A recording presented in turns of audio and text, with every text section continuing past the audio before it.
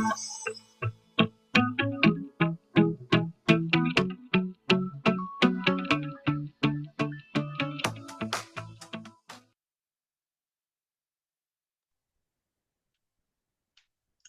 and welcome, everyone. Thanks so much for joining us today. My name is Tigest Coleman, and I'm the Deputy Director for Switchboard, and I will be your facilitator for today's session. Very brief background about myself. I am a licensed clinical social worker in the state of Washington with over 20 years of experience working with refugees and newcomers in various roles, and I've had the privilege of applying my direct service experience into our work and the project at Switchboard. Great.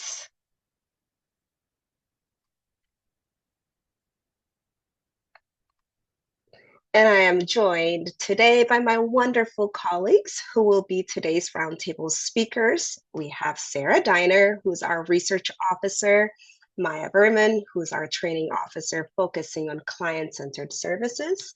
And last but not least, we have Megan Rafferty, who is the training officer focusing on mental health.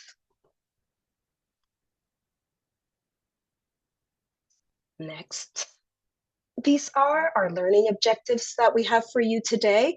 By the end of the roundtable, we hope that you'll be able to, one, explain how Switchboard's resources empower our intended audience, which is you, our newcomer service providers, identify the key features of 3 types of Switchboard learning opportunities that we'll go over: communities of practice, research evidence summaries, and last but not least, we'll also tackle technical assistance, which you might refer, or you might hear us refer as TA requests. And we hope that we can select the Switchboard learning experience that best meets your needs.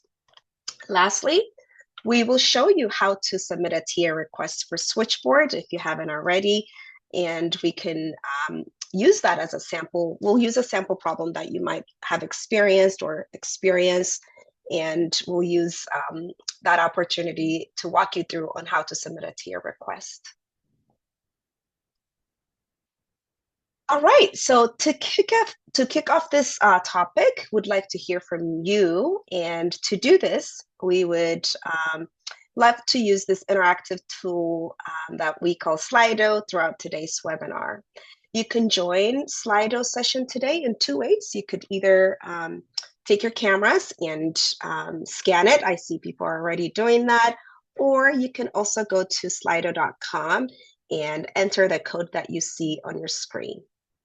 And once you get there, as you are already doing, you should be able to see our first question, which is, which statement most closely describes your role? Please select one of them.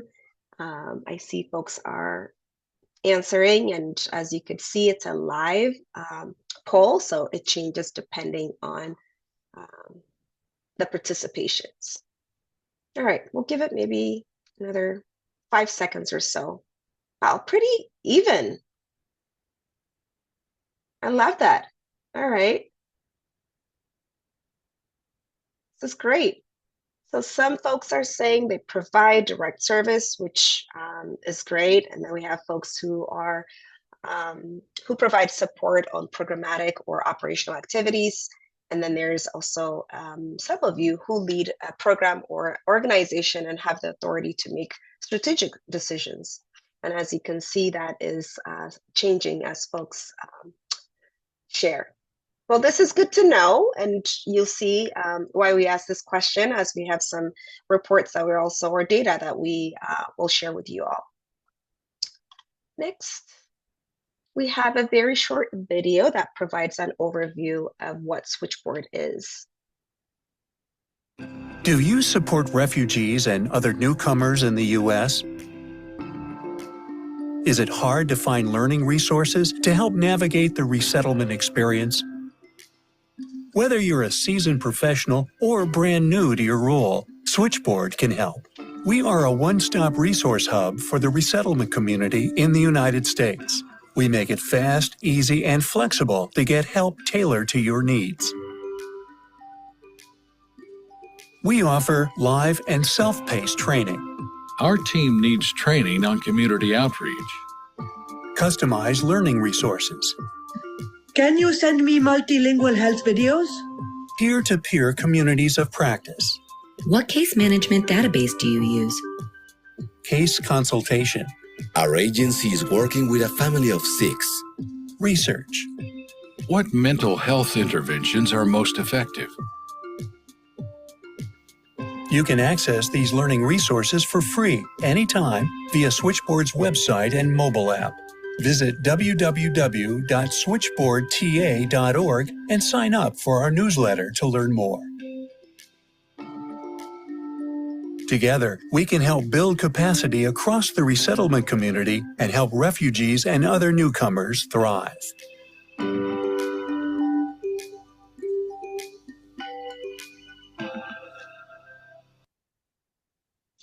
Wonderful, thank you. And we will share a link to that video so that you could share it with your colleagues. So in a nutshell, Switchboard is a one-stop resource hub for refugee service providers in the United States.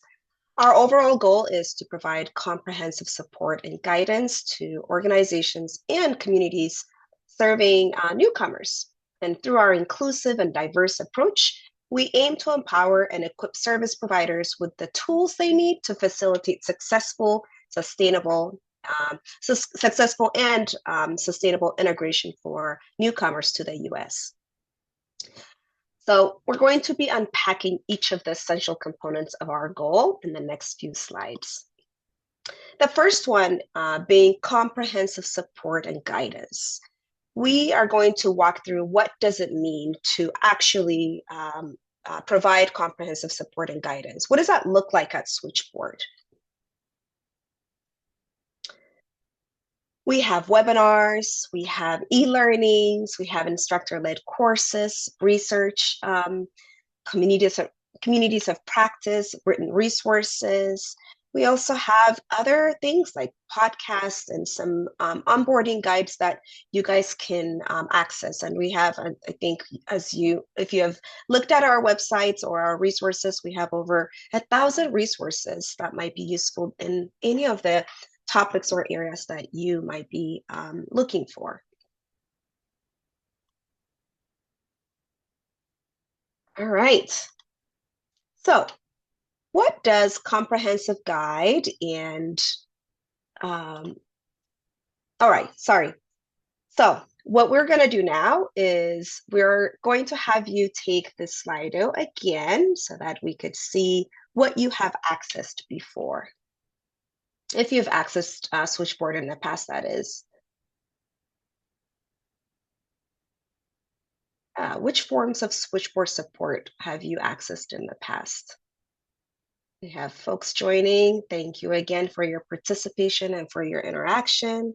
As you could see, majority of you have used our webinars or have accessed our webinars, whether that is live or archived resources on the website. So you maybe just come in to find some resources that might be useful in the work or in the area that you're looking for. You've attended some instructor-led courses. These are our certificate courses that we have offered before. And some, it looks like, have offered or have taken advantage of our e-learning courses. And then lastly, communities of practice seems to be another area that you have accessed. Great. Well, next, please. Thank you. We wanted to share, as you have obviously demonstrated, this data from our annual evaluation report showing the average percentage of the different types of deliverables or resources that were accessed by you or by our learners. And as you could see, about 78% have used webinars as and then followed by e-learning courses, instructor-led. It really, I think it sort of aligns, maybe other than the resource on the website, aligns pretty similarly in the data that or in the Slido that you just showed us. So great to show that there is some good representation of where people are finding useful information or accessing. Next. All right. heading back to our goal, let's unpack what we mean by organizations and communities serving newcomers, because this is really the heart of our objective. That is the who. Who do we serve, right? So if you look in the next slide, and also as represented in the very first Slido that you took, it is confirmed that our services are designed for services or service providers like you. Almost half of our users reported that they provide direct service to clients and newcomers. And about a third of users reported providing support on a programmatic or operational activities. And lastly, sort of similar to maybe with a few percentages difference, reported leading a program or organization and have the authority to make strategic decisions. So this is just sort of to show that even in our report and in our evaluation report, we see that service providers like you are accessing our resources. On the next slide, we wanted to spend some time to show that we are fully cognizant that almost a third of our users have experienced displacement or resettlement themselves, highlighting that this is also an area that impacts our resource development. Who's our audience and what's the best way for us to deliver or to package the resources that we share with you guys? So we just wanted to show that we recognize and we see who our audience is and want to create resources that could easily be used and understood.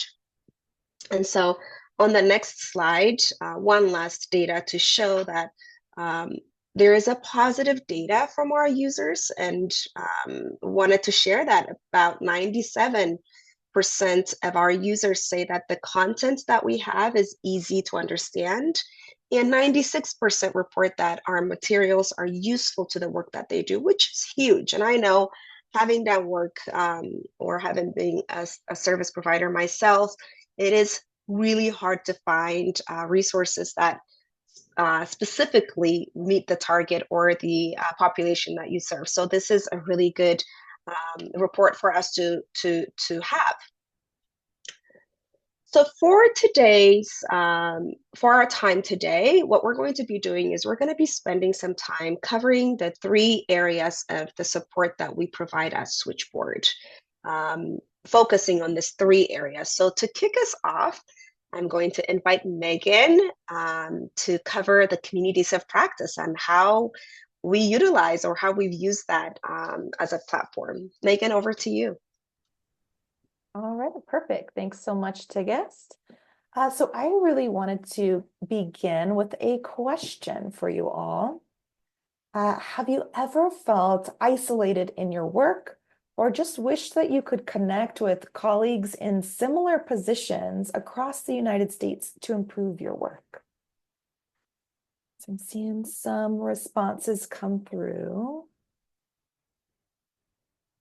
We'll give it just another couple of seconds, but what I'm seeing so far is overwhelmingly, yes, 100% of people can relate to this. It's really great to be able to talk with other people who do the same type of work that you do, who can understand the difficulties and the challenges of this work that we do. So thank you all for participating in that quick and easy question. And if you said yes, then we may have just the thing for you, communities of practice. So COPs are groups of people who share a common concern or passion for something that they do, and they learn how to do this shared thing better by regularly engaging in social learning. So to give you an even clearer picture of communities of practice, we've included 4 key elements here. So number 1, of course, like I just said, is that folks are really coming together with this shared purpose. People are united by a common concern, a passion, or a goal related to the work that they do. Communities of practice are member-led. So members are expected to determine the topics of discussion and to really lead these groups themselves. And that's because communities of practice are all about peer learning. So in a COP, learning happens through the interactions and through knowledge sharing among members rather than through formal instruction. We have lots of other formal instruction opportunities at Switchboard, like our webinars or our certificate courses, but COPs are really a unique type of offering where members have more of an opportunity to learn from and support each other with an emphasis on peer-to-peer problem solving. And finally, active participation is a requirement for communities of practice for them to be worthwhile. So once again, because these meetings, they're not like webinars where learners are often just sitting back and listening more passively, members should be ready to engage and talk throughout the meeting. And at Switchboard, we currently have 10 different communities of practice that focus on different areas of interest within resettlement. So these current COPs that you have listed here have been offered throughout 2024, but we want to note that these aren't permanent. These COP topics shift and change from year to year, depending on network needs. So you will see that in this past year, we've had COPs related to immigration and legal services, a group for leaders of ethnic community-based organizations, a group for service providers who work with unaccompanied refugee minors, education and youth services, mental health and psychosocial support, monitoring and evaluation, economic empowerment, housing, client-centered services, and Afghan women's health. And before we move on, just a few more notes about Switchboard's communities of practice. So you might be wondering, well, if these are really member-led, what is Switchboard's role? So yes, these are supposed to be member-led, and Switchboard's role is just as your host for these meetings. So what we really do is we create the space for these communities to exist. We manage the logistics like Zoom meeting links and an attendance roster. We send out reminders about the meetings. We're just your friendly host. We're not the main event. We're not the main speaker or leader for these meetings. Also, our meetings are typically held for about 1 hour once per month, making the time commitment very reasonable for our members to be able to engage. And we host a virtual learning space for members to be able to connect with each other throughout the month in between the meetings. Okay, and so I want to provide a quick case scenario just to give a better example of someone who found support through one of Switchboard's communities of practice. So Jasmine is a mental health provider working in a resettlement field office where her position is dedicated to offering psychosocial support groups, individual counseling, and crisis intervention services to newcomers experiencing mental health challenges. Although all caseworkers in her office support client well-being, Jasmine is the only person that's solely focused on mental health services. Recently, Jasmine has encountered challenges in her work that neither her supervisor nor her colleagues have been able to help her fully address. When she turns to mainstream mental health training resources, she finds that they lack a deep understanding of the refugee experience. To seek support and to share her experiences, Jasmine joins Switchboard's mental health and psychosocial support community of practice. In this community, she connects with peers who have a shared purpose and face similar challenges. Through the COP, Jasmine finds a supportive network where she can exchange ideas, discuss difficulties, and gain valuable insights to improve her work. All right, and that's all we have today on communities of practice. I am going to hand it over to Sarah, who's going to talk to us more about research. Yeah, thanks, Megan. We're also going to start off with a little question. So if you could share a moment when you needed easy access to research on how to effectively support the populations you serve.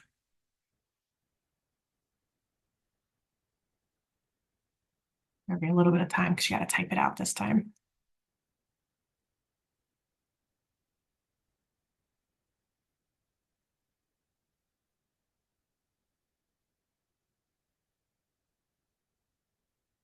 Typing. Googling everything. Yeah, Google can be a great way to find a lot of resources, but sometimes it's kind of hard to figure out what is reliable and what isn't a really great, strong resource. Explaining how to use telehealth. Yeah, it's a kind of a crazy concept for all of us to try to adopt. Resources to support newcomers who are internationally trained. Yes, trying to get people's documents transferred over.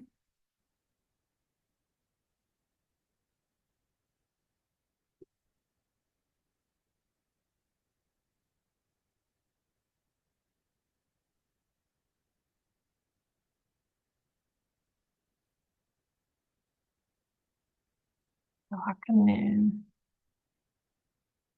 Okay, so yeah, these are a lot of great information about finding specific resources for things. That's great. Yes, we are going to go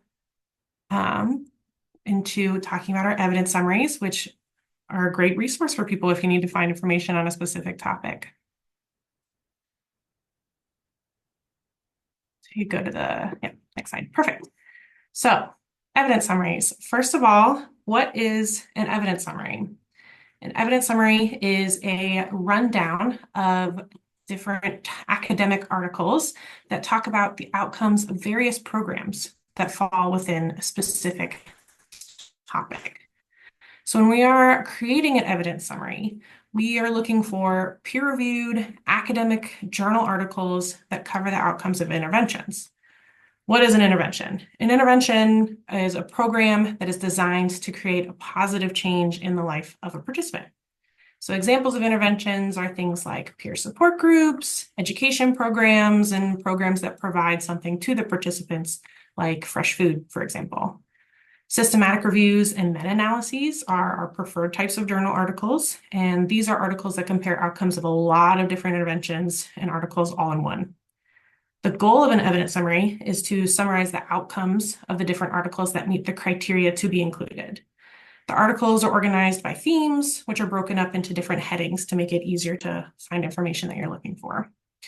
Towards the end, we include a list of implications for research and practice. And these are usually things like a particular area may need more research done, or a suggestion of what service providers should take away from the summary. At the very end of the summary, there's a list of supplemental studies, which are articles that didn't fit the inclusion criteria, but have information that we think might be helpful. We currently have 29 different evidence summaries published on Switchboard's website, and the topics include things such as mental health, English language learning, supporting LGBTQ+ newcomers, vicarious trauma and burnout, and youth mentoring.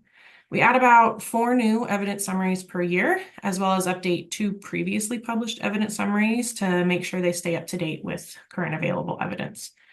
The topics are chosen based on information from Switchboard's yearly needs assessment, as well as any gaps in current topics we notice or new trends in the field that we become aware of. So now that we've covered what an evidence summary is, kind of talk about how you can use them. Helping to inform program design was the initial goal of evidence summaries. They allow you to see what programs have been implemented and what their outcomes were. They can help narrow down options of what would be most promising for your organization or population. Evidence summaries are an easy way to make sure your planned programs are evidence-based and align with currently available evidence. Advocacy and funding are our next usage types. Having clear evidence of what works can help when trying to secure community buy-in to a program or when applying for grants. They may offer helpful key terms or vocabulary on a topic to use in applications. They can also highlight gaps in the available evidence to assist in justifying why a program might be needed. Finally, sharing evidence summaries with staff who are working in similar areas can help ensure that they're up to date on the most current evidence and are prepared to handle various situations as they arise. They can also help open the door for conversations among staff on what they feel could be done differently and potentially more effectively within an organization. So now we're going to look at a case scenario that kind of builds off of the one Megan shared. Okay, so thinking back to Jasmine. So as Jasmine continues to familiarize herself with her role, she actively seeks additional resources to further her professional growth. While her COB has provided helpful ideas and support, Jasmine continues to seek evidence-based practices that will directly benefit her clients. She explores Switchboard's website and reviews available evidence summaries for interventions tailored to refugee mental health. One summary, what works to improve mental health of refugee children and adults, indicates Jasmine that culturally responsive interventions have been effective in similar settings. Jasmine incorporates these strategies into her work and advocates for additional program changes at her office to better support the mental health needs of her clients. So now we are going to pass it over to Maya, who's going to talk about submitting technical assistance requests. Hi, everyone. So one more interactive way to get us thinking about what a technical assistance request is, what might be useful. So this is just a select one of the options. Which of these questions might you find helpful to ask a Switchboard staff member? Oh, and you can select a multiple. So if you think you want to ask the question, are there resources available about my service provision area or program? If you want to know if it's possible to receive a training, I see those two are now popular. I'm not sure what resources might help me improve my practice, or I can't find a resource on your website. So we'll let folks fill these in. It's great to hear how you might want to be using technical assistance requests. But these are all really valid questions that come with a technical assistance request and things that we would be happy to answer for you if you reach out. I know Tigist will be modeling live how to submit that technical assistance request, but I'm going to talk a little bit about what are the kinds of things that you can get out of it. I see most respondents want to know about, are there resources about their program or service area? But a lot of folks want to know if it's possible to receive a training. And about a third are exploring what resources might help me improve my practice. So this is great. Really glad to see that these are kind of relevant, as this is a bulk of what we do here at Switchboard. So on the next slide, we'll go through what can I get by submitting a technical assistance request. So you can ask Switchboard to make a list of useful resources. I'm working on a certain program. The website's very big. As Tigist said, there's over 1,000 resources. What is going to be the most helpful for a specific issue or program that I'm running? And that's something we are super happy to do. You can ask Switchboard, could you create a new tool or resource? I don't think this exists. Is this something that you all could work on? You could ask to speak to us on the phone or in a virtual meeting as a consultation. We're struggling with a specific case or a problem of practice. Do you have ideas? Do you have someone who can consult with me on that? Or you can ask us to develop and deliver virtual or in-person training. So once we receive your request, that's going to kind of fall into one of these buckets. We assess our capacity to respond. We prioritize requests where many providers will be reached, and learning is likely to be put into action. So that's a little bit about how we figure out our capacity to respond if someone's asked us to develop a new training or a new tool. Often we'll ask to speak to you virtually or on a phone call. We call this a planning call, or sometimes we just follow up over email to better understand what you're looking for, what might exist already that we can provide, to really make sure that we're understanding what you're looking for and what the need is. If it's a topic that someone on our team knows a lot about, then we'll kind of allocate that internally, but we also consult with subject matter experts, with other folks on the Switchboard team or outside of the Switchboard team who we work with, or if it's a puzzling topic to us, we'll identify someone that we can work with. And then we'll work to develop a timeline on how we're going to get that, whether it's a training or a resource. We'll keep you updated about how we're navigating your request based on our capacity and what that means about how much we have to plan and who we're working with, et cetera. So we'll be in touch as we confirm the logistics. And finally, as we respond to the request, we will refer you to resources. So even if we're developing a new tool that's going to take time, it's something we're already working on, or it's something that you and several other requesters have asked for, and so we realize there's a need and we want to work on it, we're going to make sure that we give you what resources do exist in the meantime to not kind of leave you high and dry. But we'll work to, develop those materials or deliver the training. So there's lots of different things you can do. And to kind of give you a sense of, these are some quotes on the next slide of some of the technical assistance requests I've answered in different ways. So this first one, I think this training was well thought out and planned, and it was a really good refresher, even for people who've been in this line of work for a while. This was from a TA requester on the state level who asked for a private webinar for the whole state. So I met with this requester. I realized we had an existing training that fit her needs and her state's needs, and realized that the reach was going to be pretty big because of the state. So we were happy to rerun that training.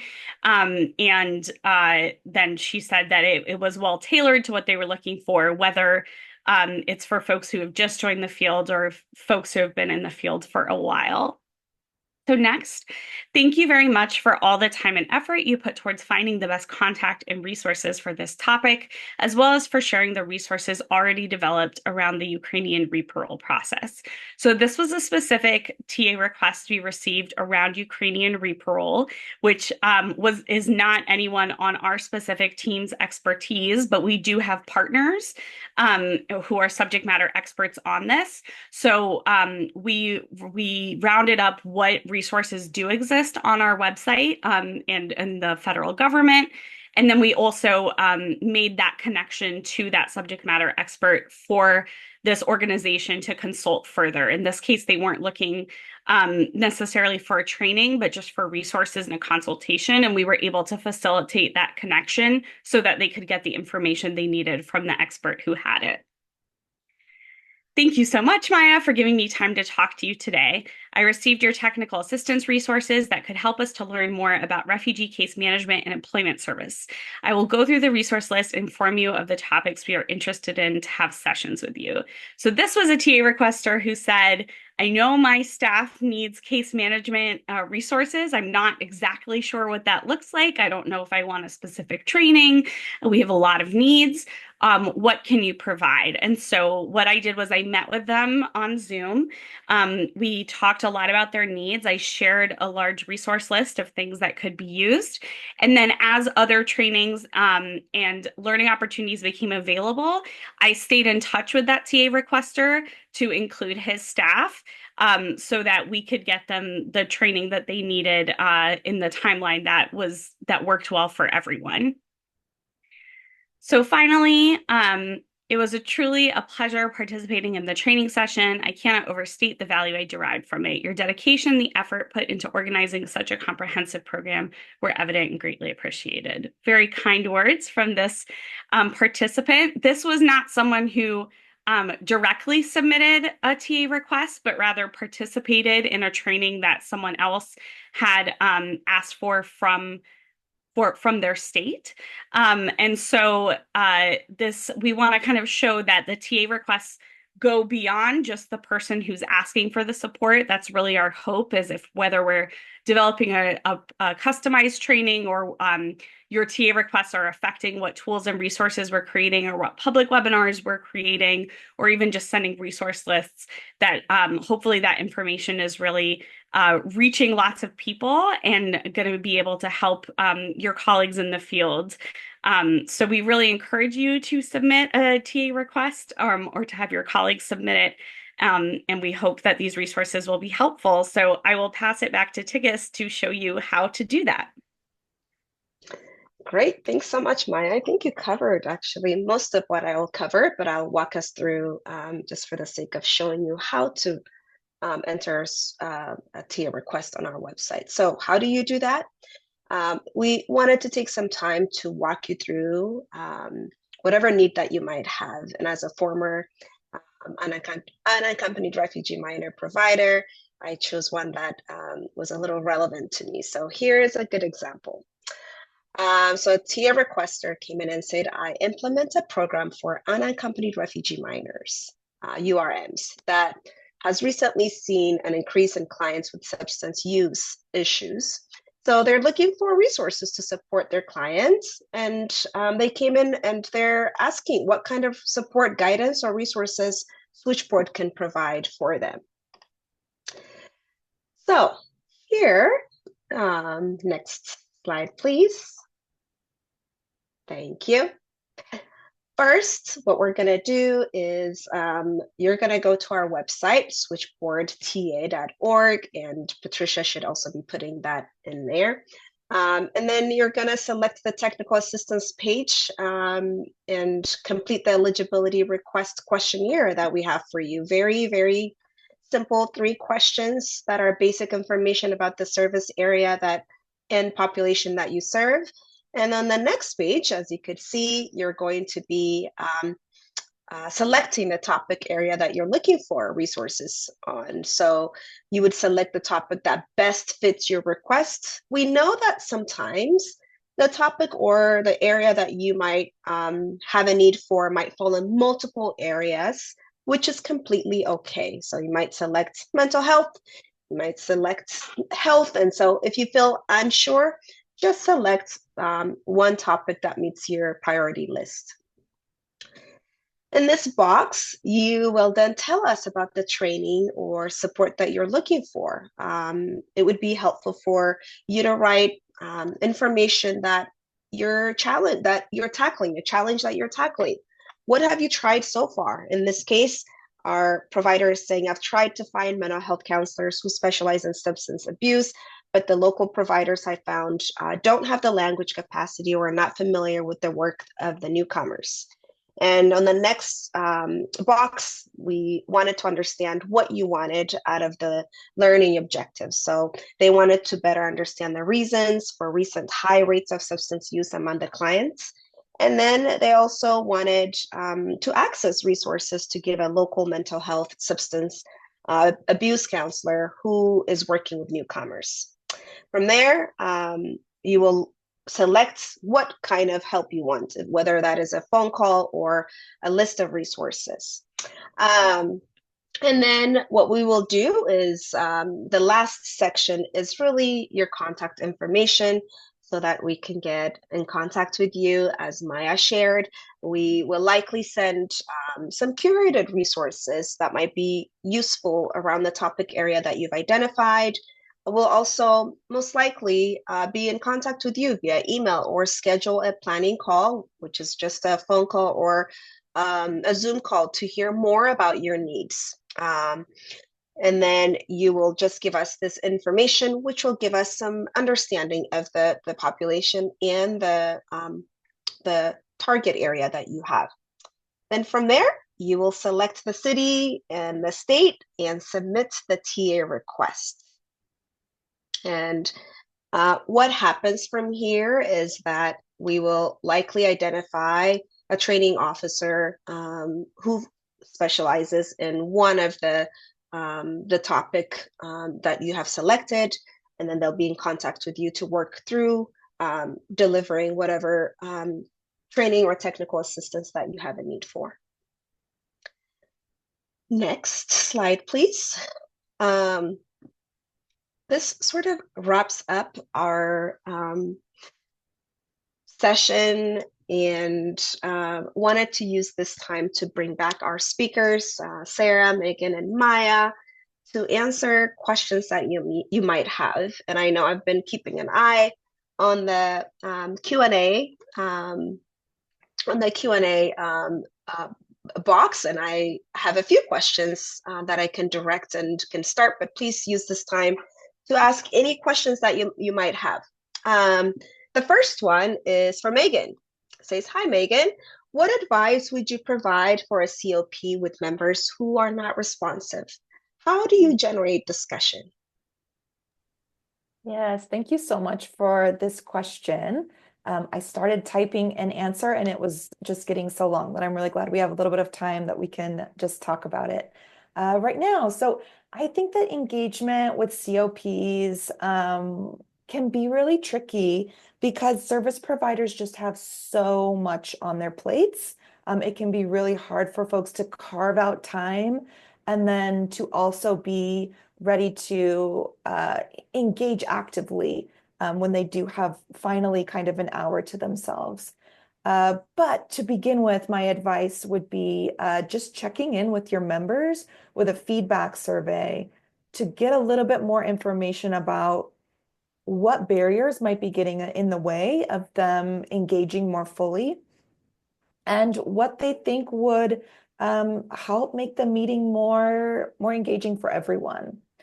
So some things that I might consider thinking about would be the timing of the meeting, the ways that you're engaging during the meeting. So are you using virtual polls to draw people in, or people who are maybe less willing or less comfortable talking out loud? So how can you engage them, maybe through virtual polls or through the chat? Are you using fun icebreakers? Are you doing, if it's a really big group, are you using breakout groups so that people can be in smaller groups where they feel more comfortable talking?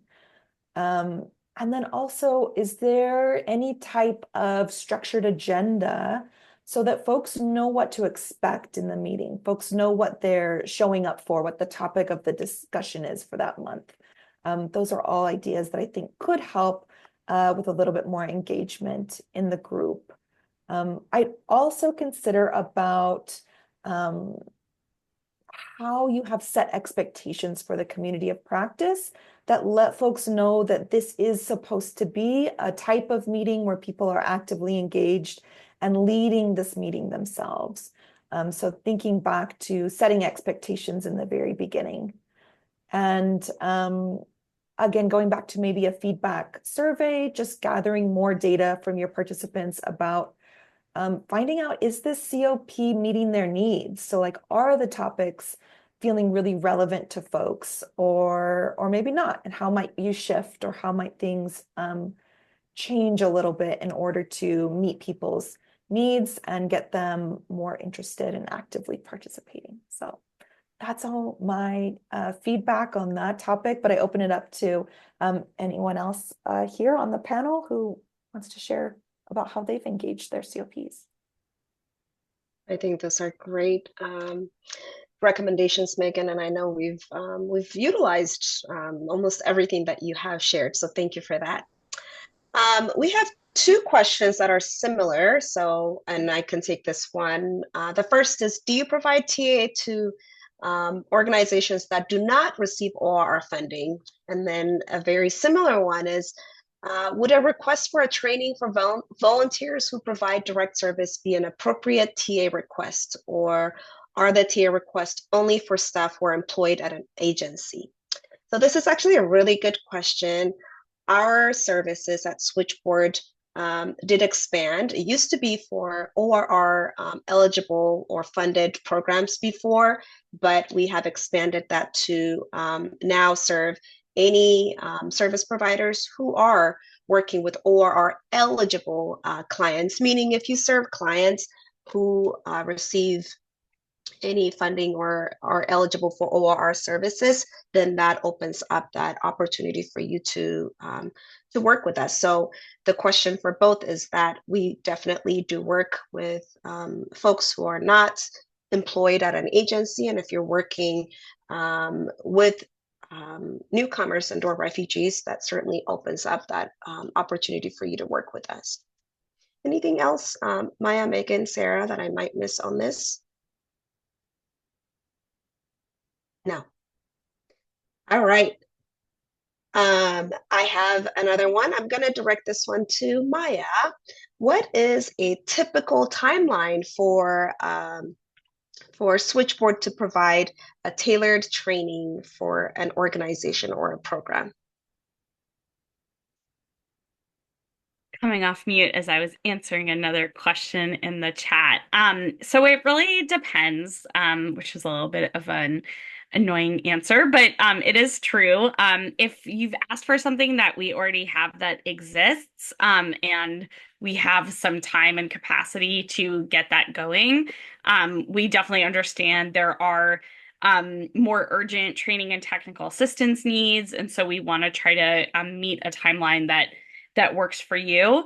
But when we have to develop new content, especially for a training, it's going to take some time. We really make sure here at Switchboard that we have a rigorous vetting process, that we're providing accurate information, that we're providing it in a instructionally sound way that's going to be digestible to your learners, that whether that's the graphic design, the copy editing, the way that we're telling stories about data or best practices, making sure that the information we're giving you is data informed and best practice informed. And so that can kind of take, 6 to 8 weeks to create more new content. Some of our, if we already have some of those things and there's a more pressing need, we might be able to accommodate that earlier. It's something that we would really try to work back and forth with you to make sure that we're meeting a need at a time that you have. In the time that you need to have it met. I will say if you are anticipating a need ahead of time, the more lead time you can give us, the more quality information, resources, trainings we can provide for you. But we also understand there are kind of urgent needs and emerging needs in terms of when we're creating other webinars and resources for our website. We're definitely thinking about those emerging needs. We know that not all training needs and questions can be anticipated, but I would encourage you, if you know there's a specific date that you're trying to get a training for or a specific program or timing, the more information we have, the earlier, the better we can try to accommodate your needs in terms of capacity. Thank you, Maya. I think it's also a really great question since, as you mentioned earlier, sometimes we might need to find subject matter experts that is outside our cohort who can tackle the topic that you might have. So that adds to the timeline of when we can provide trainings. There's a similar question that came up on, is there a limit for accessing Switchboard's resources and or trainings? Who wants to take that on? If not, I'm happy to start and you all can have. There's no limit. We certainly are here for you and hope to kind of evolve with the emerging needs that you might have. Oftentimes, I think the kind of requests that we receive, for example, someone will come and request a training on a topic that we have already provided. So, and we try to get creative where we have them watch the archived webinar and we come back and provide a facilitated and or guided discussion around the topics that better tailor to the needs of the program or their organization. So we try to we try to use and access the resources that we've put in, like our archived resources, and then, but still meet the need that you have. So there's no limit, but we try to be cognizant of the time and try to diversify also our, the way that we are showing up for you guys. And sometimes, and Megan, I know we had a few folks who come back and request for trainings often, and we've worked and would work with them on providing them the skills that they need to facilitate training on their own. So that is also, that train the trainer model where we want you to use the resources that we have and want to empower you and provide the training that you need so that you can provide that. So I just wanted to mention that. Megan, Maya, anything to add on that? I would just reiterate everything that we have available on our website. We would love for you to access over and over, whether it's something that you found useful in the past, you want to refer folks to.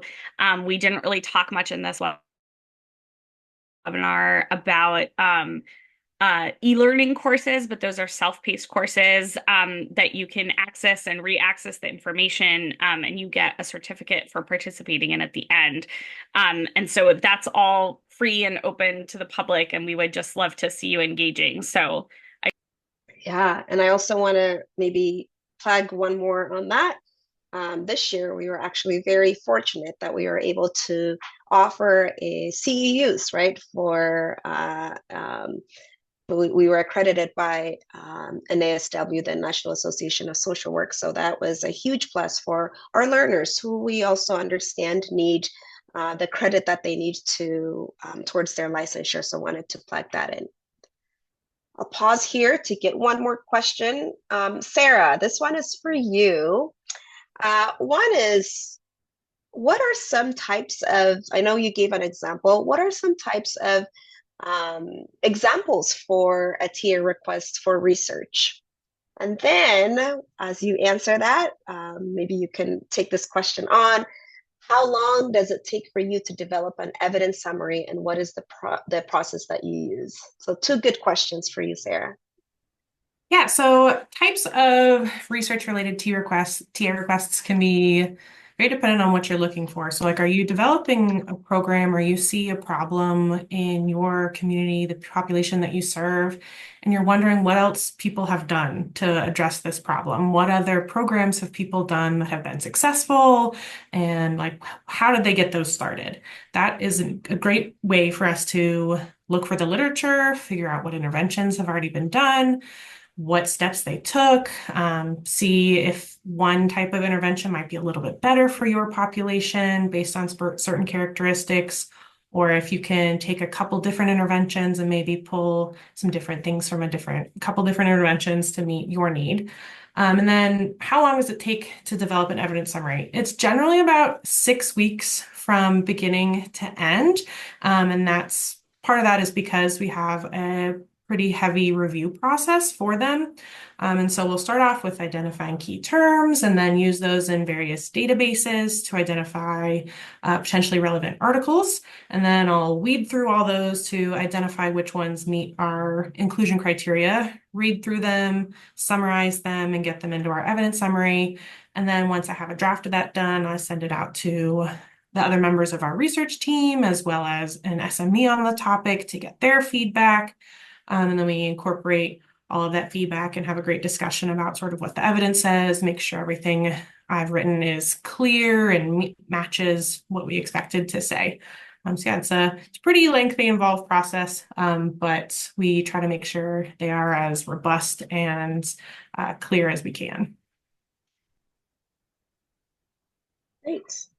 Thank you. Let's see. Give me 1 second to look at other questions here. I see a question here, and I'm not quite sure I understand, but maybe I'll take a stab at answering it. It says, will it be possible for Switchboard to schedule a meeting or a webinar with ORR or PRM for open questions about resettlement services? If you are able to maybe provide more context on this, but if I understand, maybe I'll just say that if you have any questions about resettlement services or its you could always start with Switchboard, and we do have the ability and connection and with ORR to provide any guidance that you might need. So maybe my very general answer is you could start with Switchboard, and we can utilize our colleagues at ORR to answer some of the questions that you might have. That could also just be asking for a consultation call with us, and we can gather your questions and take it back to our colleagues.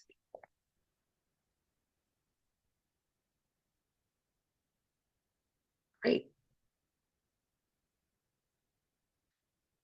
All right, one last question is, what are some, and maybe this is for all of you, maybe you could share one from all of you, but what are some interesting types of TA requests that you have fielded that maybe were outside the box of what, provide a training for me, or something that was a big connection to your own interest? We can start. Thanks. I've had a couple. One was the topic of mandatory reporting. That is a really important topic within refugee resettlement services and something we've been thinking about at Switchboard. But I was really grateful when a state coordinator from Missouri asked for training for that state. And this was one of these cases that we were already working on some of the materials to talk about mandatory reporting in general, but we also got to connect with a really wonderful subject matter expert in Missouri to help provide some state-specific information there. And we were able to run that private webinar, which also gave us a chance to try out some of our content that we later turned into a public webinar that was not state-specific.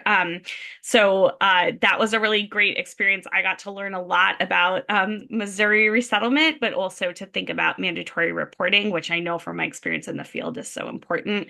Similarly, we had someone reach out asking about resources for LGBTQ plus newcomers, which coming into Switchboard was a huge passion of mine and from my time in the field.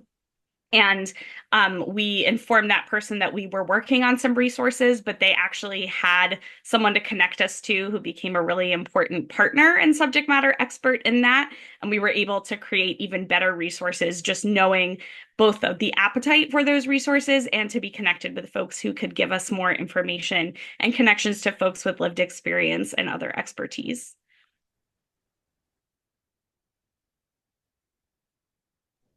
Yeah, similar to Maya, I would say that it's interesting when sometimes we'll get TA requests that sort of inform public webinars. So if we get a lot of TA requests around a similar topic, there was one time where within a couple of weeks, I got 3 requests all related to de-escalation skills for caseworkers.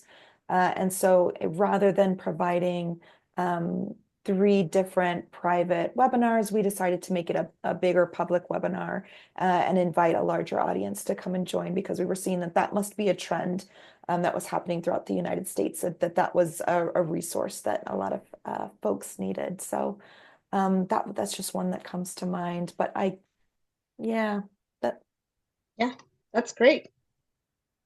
Sarah, do you have any? Yeah, I guess a quick one was we had some people who work with the school board come and ask us if we could share some resources about how multiculturalism in schools can benefit students so that they could talk with their communities about the changing school dynamic and what it was going to look like and how it'd be great for their students. That was a really fun one to work on. That was a really fun one. I remember that one. Thanks, Sarah. Yeah, thank you all for your time. All right, I know we're almost at time. We hope that we have achieved these learning objectives that we set for you earlier on.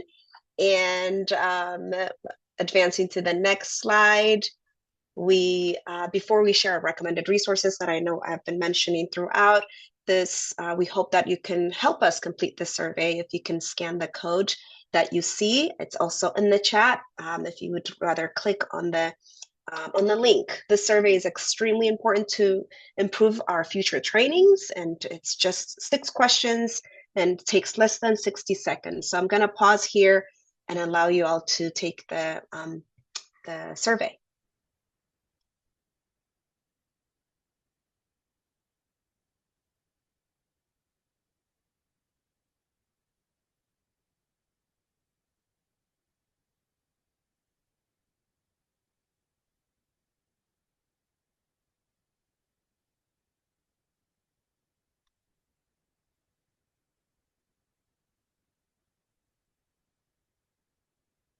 All right, Patricia, if you can advance as people finish up their survey. Here are some of the recommended resources that might be useful for you on the topics that we have covered.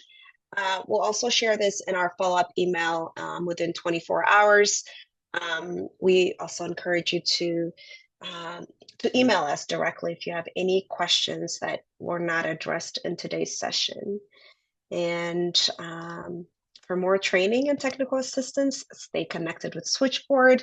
You can email us at switchboardrescue.org or visit us on switchboardta.org. And you can also follow us on our social media at switchboardta. On behalf of the Switchboard team, thank you for learning with us today. We hope to see you again sometime soon. Thank you.